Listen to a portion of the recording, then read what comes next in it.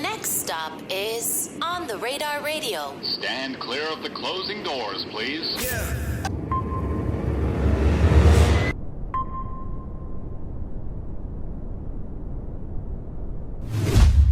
You ready? All right, baby. Yes, sir, baby. On the Radar Radio. Yo, special guest in the building. Fly Anakin in the building. What's good, brother? Welcome to the show, man. We've been trying to get you up here for a minute, too. You know, I actually knew that, but man. Timing. Yeah. Timing's everything. Big on timing, dog, but I'm glad to be here. Thanks for having me, bro. Appreciate you coming, man. What type of timing you been on lately? I've been busy as hell, bro. I know. I've been busy. I've been on family timing.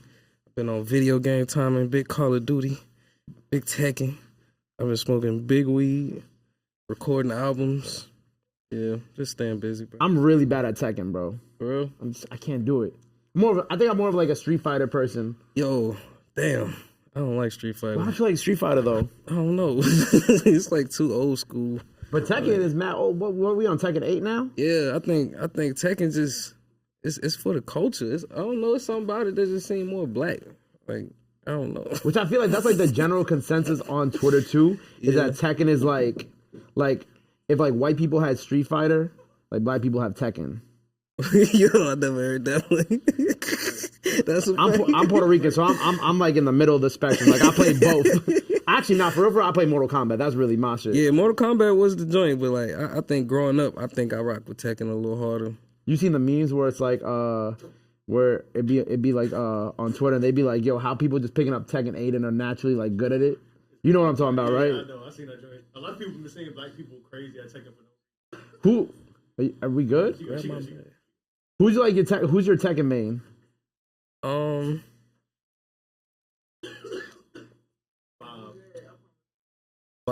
Bob. But he ain't on the new one, so right now it's Paul. I rock with Paul. We got a tour coming up with Dammo. Yeah. How many cities we hitting? I think like 12, 13, I believe. Yeah, we got quick little West Coast run. Then we hitting Canada. Then we got to go to the East Coast. Then we going to Europe. How far back does your relationship with Dammo go? Like the very beginnings of it. Keep it a buck. I met Dammo like a year ago. I met him through Grey Matter. Okay, fine. Shout out Grey Matter. Actually, nah, low key, I'm lying. I met him through Evidence because we had a show.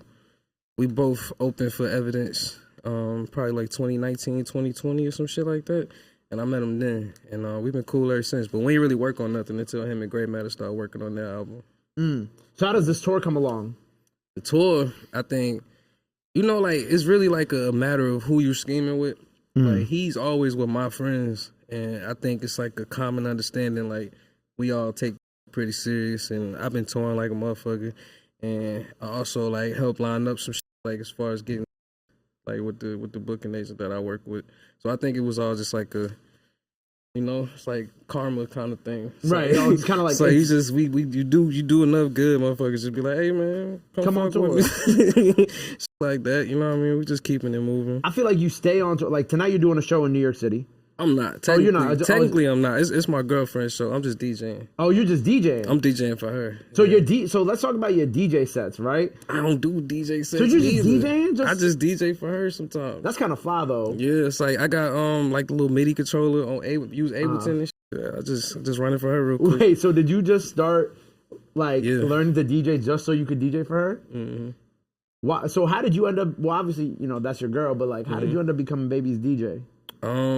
There's nobody else could do the job but you? No, it was definitely like somebody else that was able to do the job, but I think it was like legal troubles and shit. Like, okay. Some issues happening, or some that was out of our control basically. So I'm just like stepping in because she actually needed a nigga. Right. But I'm like, I could have easily was just like, I don't know how to do that, but yeah, fuck it. Just knowing like another skill, because now I know I could DJ for myself if I had to. Right. But it kind of works out because you guys recently did the tape together. In your words, I did the beats, she did the raps. Literally. Right. Yeah.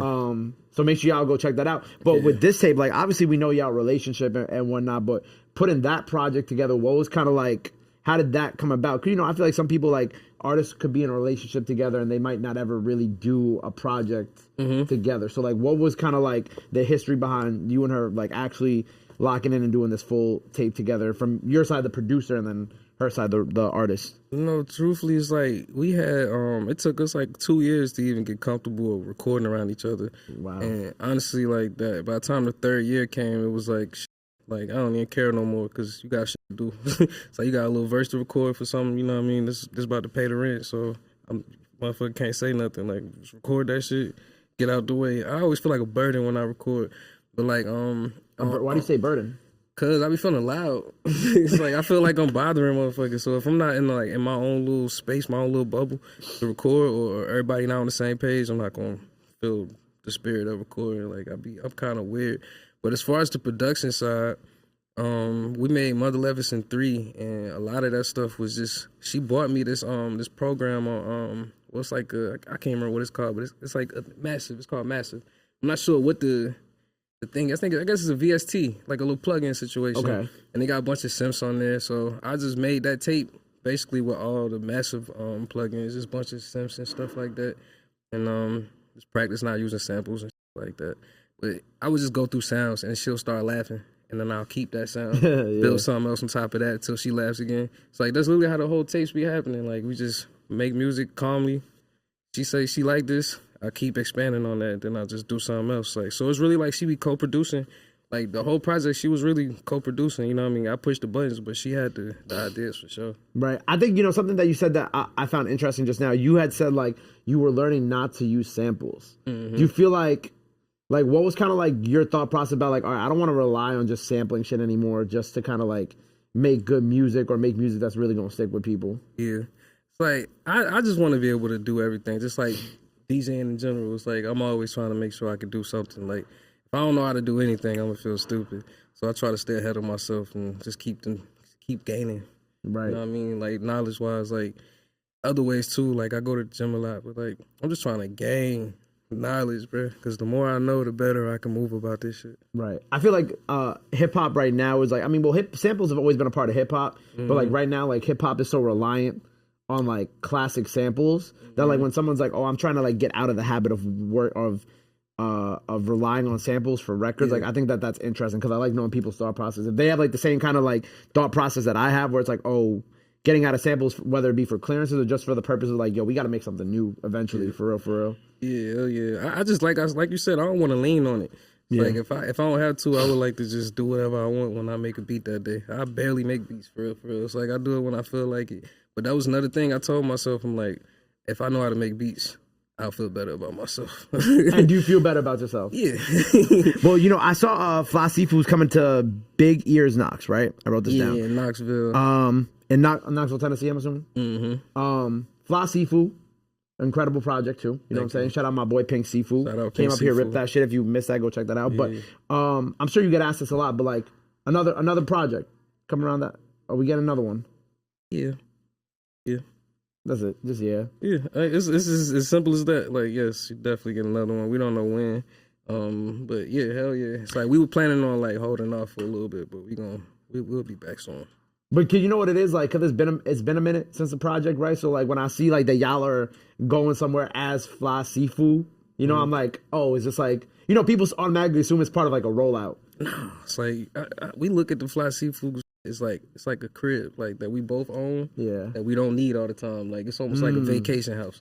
Yeah. You know what I mean? It's like we can make bread as Fly Seafood. It's like the house you got like in Florida or some shit that you go to from time to time just to be there and just to chill and shit. You Airbnb that out Type shit. Like that's how shit. You know what I mean? I feel like we just got like an operation that we don't have to lean on. Something that we can do whenever we feel like it. Whenever we collaborate, we can go under that name again. Right. You know what I mean? We can go on tour whenever we feel like it as Fly Seafood. Right. Your Twitter really is a movie, bro. We're gonna talk about some of the things. Well, the first thing I want to talk. You want to talk about the music first or the funny first? Let's talk about the funny shit. The funny shit. How to rob Zodiac edition because of SZA. I wrote that down. Oh, that's crazy! Shout out SZA. Yeah, it's just been a lot of Zodiac hate towards like what I mean. It's just been a lot of cancer hate, and I hate even admitting I'm a cancer because it just opens a door. It is a lot of cancer out here. But all my cancers, man, look, we riding together. We're not letting them talk crazy about us no more. That one, yeah. We're not emotional, but we are, you know what I mean? But we're emotional in a real strategic, direct way. Right. And you need to take heed to that shit because we're telling you something that you need to know. You know what I mean? It's just, bro. People always on some. I don't make music for cancers. Cancer's the worst sign. It's like, what the fuck did we do to y'all? Right. You ain't never met me before. I also saw you said you just seen Kurt Angle at the Charlotte airport. Facts. I'm normally Frank Fashion. I said in normal Frank Fashion, excuse me. I said nothing. His eyes said everything I would have asked him. His eyes definitely did. Like his eyes was bulged, like big bug eyes. That's wow. I'm type bro. I find it hard to even like approach certain people because I know how awkward it is. If I'm in the airport, bro, I don't really want to be approached or really talk to for real. It's like I don't like that energy. So I'm seeing them and passing and shit. I'm like, damn, I would like to say what's up to them. You're already mad that you're in the airport. Yeah, exactly. Why make it worse? You feel like, me? I don't even want to be at the airport, so I'm not about to fuck around. Yeah. And Shout then out Kurt Angle, man. Let's see what else you said. You said I've been telling myself I'm gonna go all week. I'm gonna go live. Then a whole year go by. Yeah. I told you I did my research on this shit too. Yeah, the live shit definitely. I just find it difficult to be in front of people for real. Like just like the cameras in general. It's like I'm not big on it. I'll be in the cut.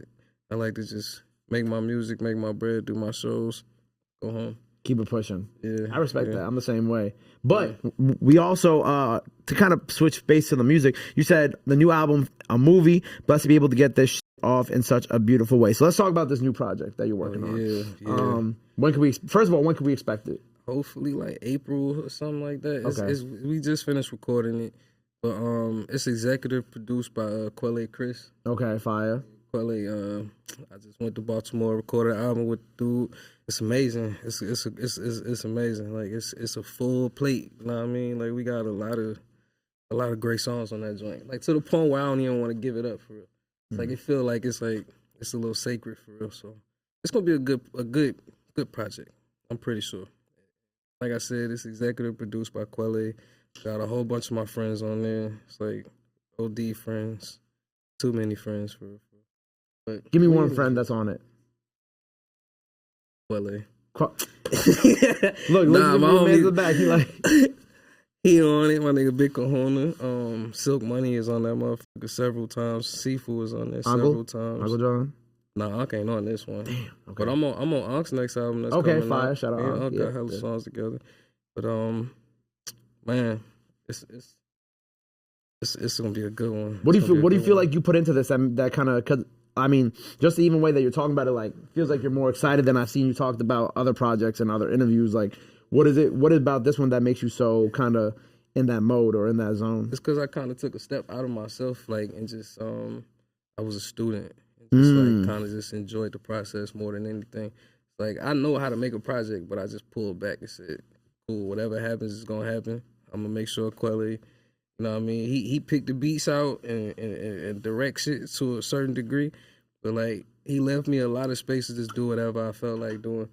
So I feel like, ultimately, man, it's gonna sound expansive. You feel me? It's like, it's not just me saying, all right, this is enough. Like, niggas was like, yo, write a second verse. Shit like that. Fine, it's like, man. it's fleshed out. You know what I mean? It's just like I said, it's a full plate. Like, I don't really think I've given out too many full plates. The last one I probably gave out was the Frank album. It was a pretty full plate. I feel like this is a full plate with 2 more sides. You know what I mean? Like, it'll be good money for sure. Word, man. Well, we're excited. But I appreciate you being here. Thanks for having me. By the time people see this, new project on the way. If you want to go see, oh, I thought you were gonna say something. Now we gotta go. Man, look, you got me off my train of thought, bro. Go to the other room, bro. Please. Y'all killing me. Fly Seafood. Yeah, coming to Knoxville. Coming to what is it? Knoxville, Tennessee. Knoxville, Tennessee, March 21st to the 24th. I think it's the 23rd. That's the festival. The big is from the 21st to the 24th. But we will be on the 23rd. Catch me at Dammo. On Dammo store, yep. Yeah, all around is starting in Santa Ana on the 19th. I think we ending in Amsterdam or London. Okay, word. At the top of March. So yeah, I'm around. Like if you looking for me, you definitely will find me. Even though you don't like being outside, you was definitely around. Yeah, I'm around like a motherfucker, especially this month. I'm around. And word. Yeah, man. It's gonna be a busy year for sure. I'm excited, man. For real. Well, new project on the way. Go get your tickets to the festival if you want to catch Fly Seafood in Knoxville, Tennessee. Tickets to the tour. tour for Dammo Genesis. You know what I'm saying? Go get those tickets. Before we get up out of here, bro, anything else you want to let the people know where they can follow you at, all that good stuff? Now's the time to do it. This camera on the right here. All right. Yeah, you can follow me at FLYANAKIN on everything, basically. If it has an underscore or something, it's probably not me. Yeah, Mutant Academy 2024. Yeah, that's it, for real. There you go. Mutant Academy, Richmond. There you go. Well, make sure you go check out the freestyle out now. Make sure you go follow him. Look out for that new project. Go run up everything he has. Go show him some love. Go show him some support. Love is free. Support is free. But y'all already knew that. Till next time, fly Anakin on the radar. We out. Bow. Yes, sir. Love. My dog. Thank you, brother. Fire.